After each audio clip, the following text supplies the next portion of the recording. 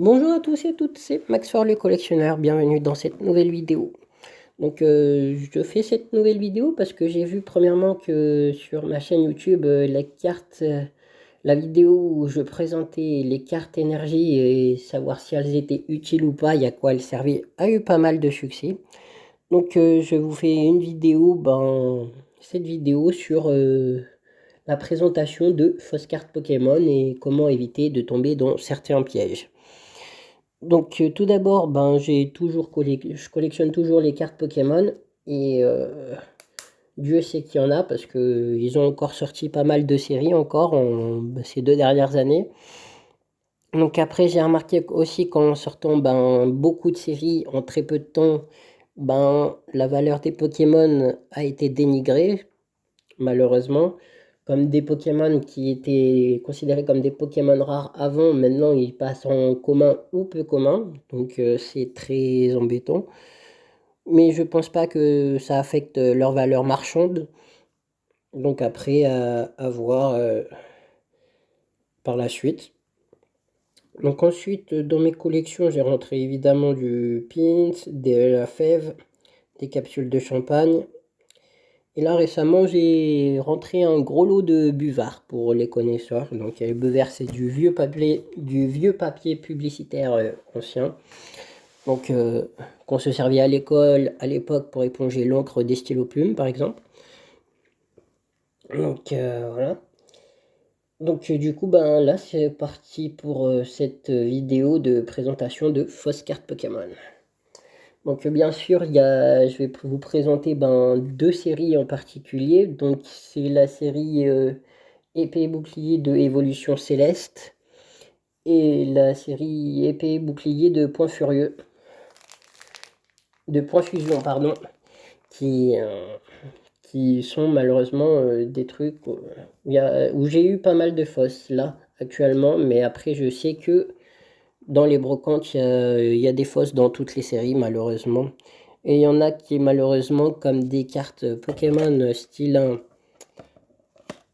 un Léviator V par exemple ou une autre carte Pokémon X comme celle-ci par exemple, c'est une fausse. Parce que le petit logo il n'est pas à la bonne taille, juste ici. Et ensuite le numéro de série est écrit en écriture fine alors que sur les cartes originales elles sont écrites en gras. Le numéro de série est écrit en gras et la petite étoile également qui n'est pas blanche bien sûr mais qui est soit brillante ou soit noire. Et comme vous voyez, par exemple, celle-là, c'est une française. Celle-là, elle fait partie, on va dire, des cartes les plus dures à détecter en brocante quand c'est une arnaque. Bon, moi, le truc, c'est que j'ai acheté un lot de boosters carrément, comme ceci. Du coup, tous les boosters que j'ai achetés sur un stand d'un revendeur, je pensais faire une bonne affaire. Finalement, ce n'était pas le cas. Faut savoir que j'ai acheté à peu près 3 euros le booster. Il y a 10 cartes, pareil qu'en bureau de tabac ou en magasin dedans. Sauf que celle-là, du coup, elle venait de Japon ou de Chine.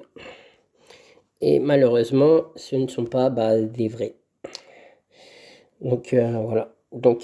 Après, c'est assez facile de ne pas tomber dans le piège des fois en brocante. Par exemple, quand celles-ci sont écrites en anglais ou en espagnol. Après, au toucher, ça peut se détecter, mais pas tout le temps. Et après, le plus souvent, c'est vous regardez le verso de la carte. Le verso de la carte, il a un certain bleu passé ou un bleu un peu plus foncé que la carte originelle. Voilà, mais après ça, quand on ne connaît pas trop, c'est assez difficile à savoir. C'est pour ça que je vais vous montrer quelques exemples par la suite.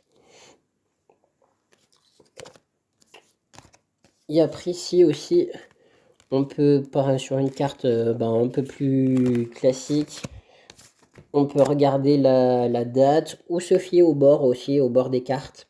Comme sur les fausses cartes, les bords jaunes sont un peu plus larges que sur les originaux. Voilà. Donc je vais vous montrer quelques exemples et puis vous faire pourquoi pas une ouverture de booster de cartes Pokémon.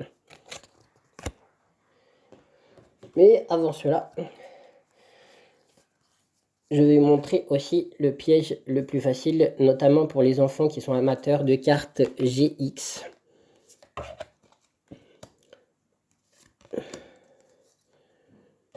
Donc j'ai des Darkrai, j'ai des Tokopisco, des Tokotoro, des Lunala, des Amphinobi, des Necrozma, plein de Pokémon légendaires. Et toutes ces cartes, bien sûr, sont entièrement fausses. Du coup, voilà. Donc voilà. Et bien sûr, celles-là, ben, c'est assez facile. On peut les détecter en brocante quand sur un stand, par exemple, il y en a beaucoup. Quand je dis beaucoup, genre moi, c'est mieux arrivé de tomber carrément sur un classeur entier. J'ai vu le prix 10 balles, je me suis dit, c'est cool, c'est une bonne affaire. Et en fait, en les regardant de plus près, bah, c'était des fausses. Et le truc, c'est qu'elles sont également françaises, celles-là. Et bien sûr, je m'en suis aperçu en regardant le verso. Et après, au toucher, elles sont un peu lisses, elles sont pas forcément brillantes claires, mais brillantes un peu passées.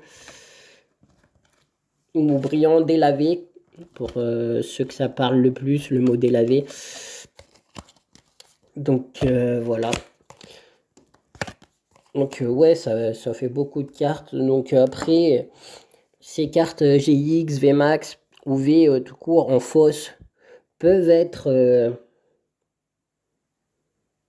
vendues en brocante, certes, mais je sais qu'elles n'auront pas la valeur réelle d'une vraie, quoi.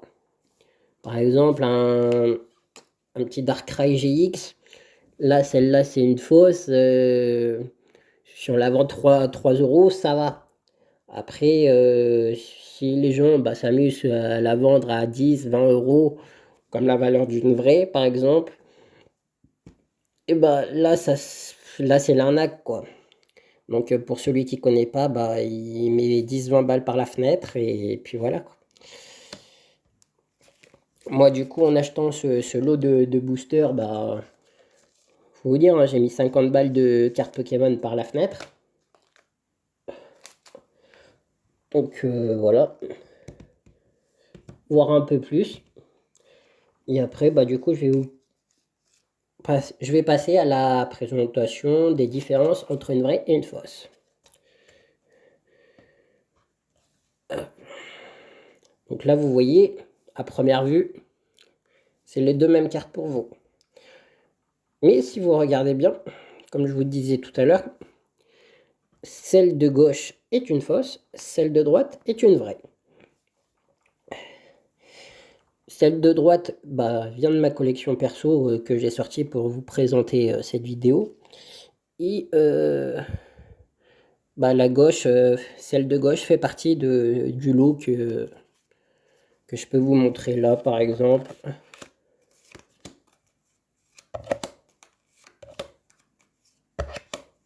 Oui, même l'holographique et la reverse est une fausse, pardon. Hop là. Donc après, j'en aurai d'autres, hein, bien sûr. Je vous en passerai quelques autres. Donc du coup, comme je vous disais, d'abord vous constatez sur les deux cartes le bord de la carte.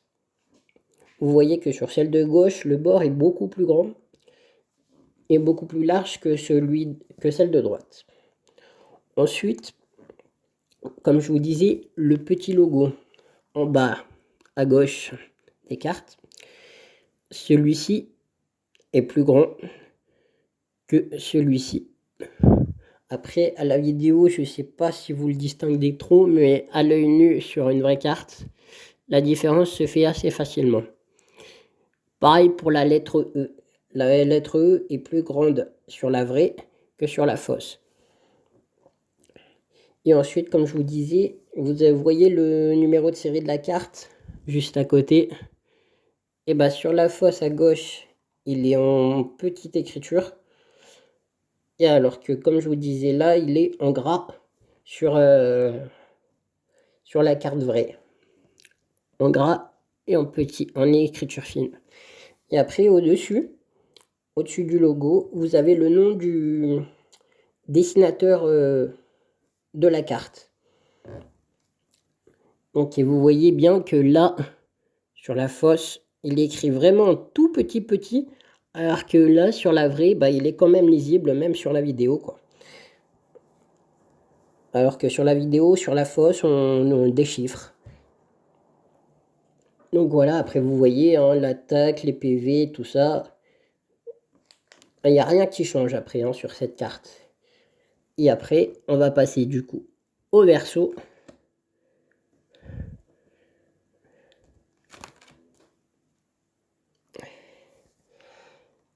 Et là, on voit qu'à la vidéo, ben, vous voyez pas grand chose.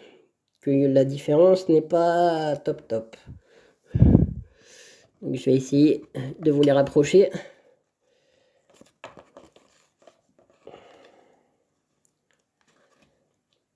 Peut-être avec un peu plus de lumière.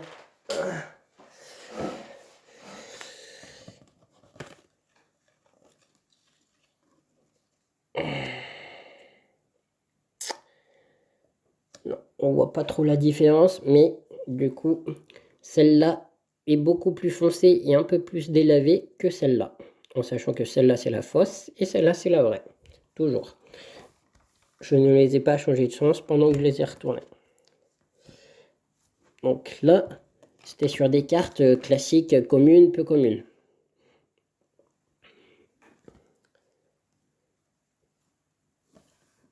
Ah. Maintenant, on va passer aux cartes reverse.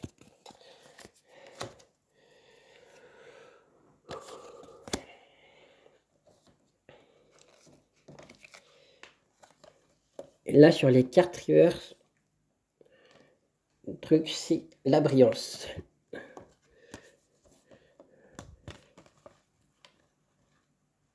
Vous voyez, la brillance, c'est la même en bas.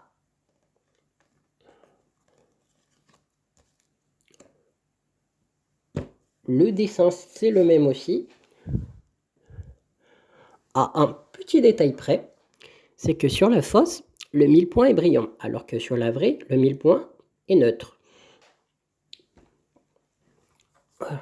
Et donc après, on retrouve les caractéristiques sur les cartes classiques, comme le logo, le nom du dessinateur, le numéro de série, qui eux restent différents. Donc voilà quelques points pour les fausses, on va dire. En français, bien sûr.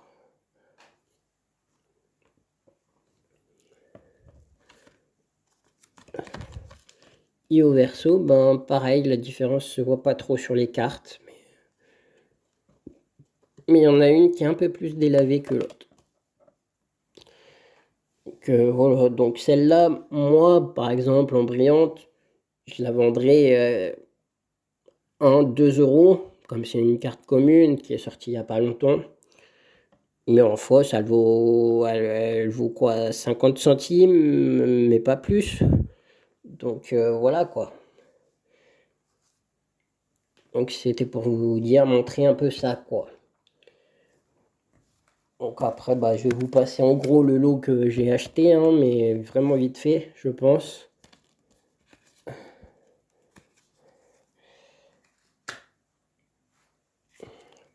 J'avais le Triton que vous avez vu dans la vidéo, j'ai un Banshee-Trouille, j'ai son évolution Pitrouille, j'ai ça, même sur les cartes énergie, même celle-là, elle est fausse. Ils ont réussi à faire des fausses sur les cartes énergie, les gars. Donc ils sont vraiment bons. Hein. Donc après un fil alivé, un gigalith, un géolith, donc que des cartes Pokémon assez rares ou peu communes et qui finalement sont fausses quoi. Un soporifique, un poncho, un mastouf. Donc toutes les cartes que je vous passe là sont toutes fausses. Hein. Même un Filali VMAX, qui est une carte très belle, très intéressante, qui a une valeur assez intéressante aussi, enfin qui commence à prendre de la cote, on va dire. Et malheureusement, moi je l'ai en fausse. Donc désolé pour le bruit de fond, c'était les notifications de mon téléphone. Voilà. Et ensuite, on continue avec un pyrobut V. Le pyrobut V en brillante. Donc ça, c'est la série Point de fusion. Vous voyez, même sur celle-là, elles sont fausses. Là, c'était la série Évolution Céleste. Donc après, j'ai quoi? J'ai un Stylix. J'ai un Feuilleton. Un Flottouton. Un Low Class. Un Tarambule. Un Démétéros.